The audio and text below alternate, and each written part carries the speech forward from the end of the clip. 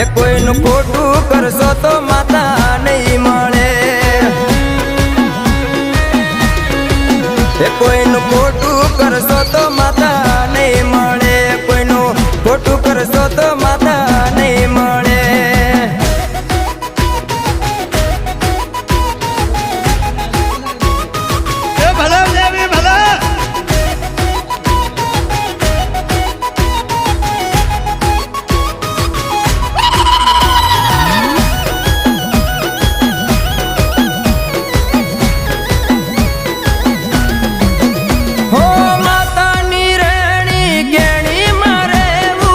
હકનું